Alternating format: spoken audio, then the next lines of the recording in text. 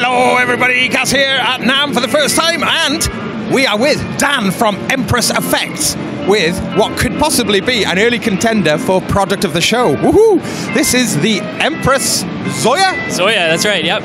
Okay, so if we have a little look at this thing, it's a guitar pedal. Well, I say a guitar pedal, it's not a guitar pedal. It can be. It can be, yeah, if you want it to be. But it can also be anything, is that right? Yeah, I think the best way to describe it is a platform for creating musical anythings. Okay. So, and anything could be a synth, it could be an effect like a traditional guitar effect like a delay. It could be like a MIDI utility. It's really what you want it to be. What do you want it to be? So, in terms of connectivity, then we've got, as I say, it's in a pedal format. We've got MIDI coming in on a 1/4-inch jack. Is that right? Yes. Okay, and there's storage, there's SD card in there too. Yep. Okay, but yes, yeah, it is.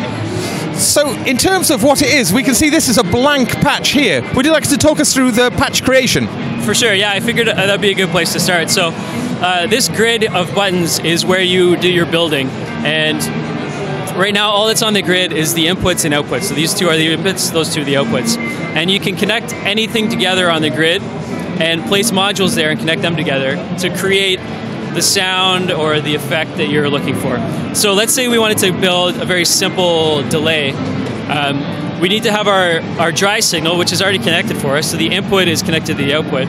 And now we need to drop in a delay line to create our actual delay effect. So to do that, we select an empty square on the grid, select what we want to drop in. So in this case, it's an audio, and we're going to drop in a delay line. And I'm also going to add tap tempo as an option to it to show you how to connect a stomp switch for tap tempo. So now our grid, it's shown up. So this is our module. A module always consists of the input will be the first thing, the output will be the last thing, and anything in the middle is going to be controls for that. So in this case, it's a modulation control and a tap tempo input.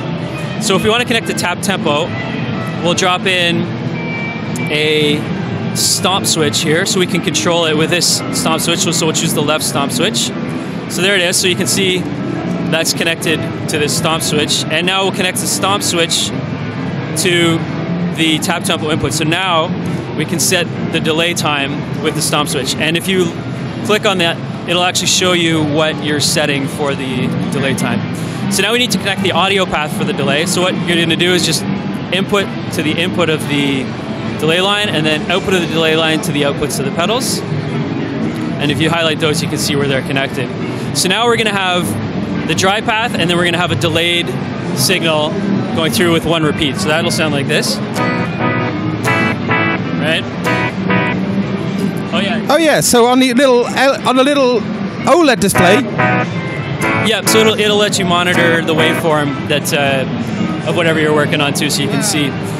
So if we wanted to add, say, feedback, we can just connect the output back into itself and pull back the actual strength of that connection so it doesn't self-oscillate. And now we'll have a delay that'll trail off, like you used. So each of the parameters then, the squares, they represent a parameter? Exactly, yeah. A square, so a module is a group of blocks, and then each block is a parameter for that module, or a connection. So it could be an input or an output, or a control for that module.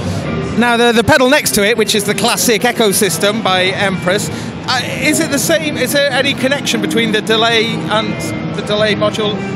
Could you build that in there? Yeah. I mean, this gives you lower level building blocks where you can put stuff together, but there are also, like if we wanted to add under the category effects here, there's actually pre-built things that you could just drop in. So you could drop in, say, like a reverb here that will give you a fully built reverb algorithm already.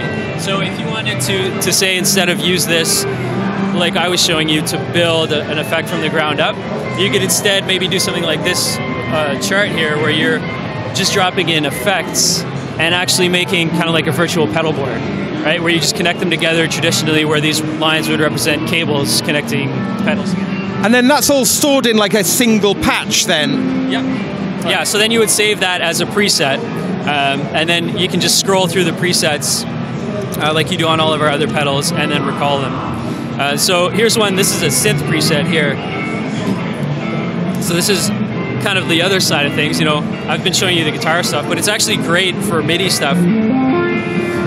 So this is actually a 4-voice, like polyphonic FM synth that we built from scratch using just things like oscillators and ADSRs, kind of like you would with the Eurorack.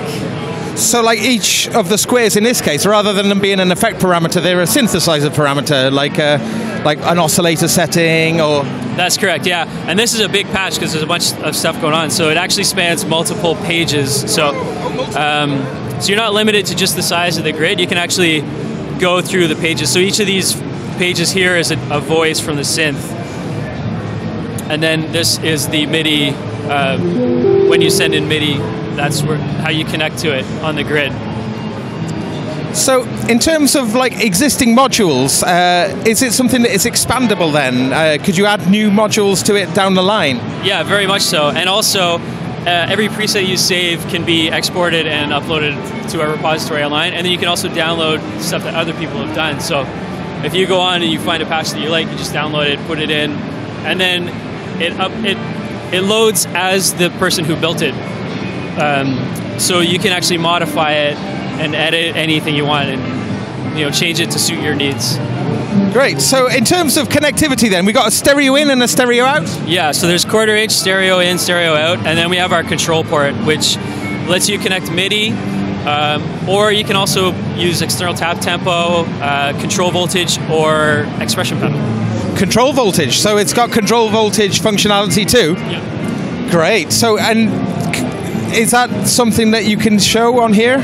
I don't. Right now it's configured for MIDI, so I just have the keyboard going direct in, so I don't have it set up for CV right now. Okay. But the CV, it's a 5-volt CV standard like you would with any Eurorack module.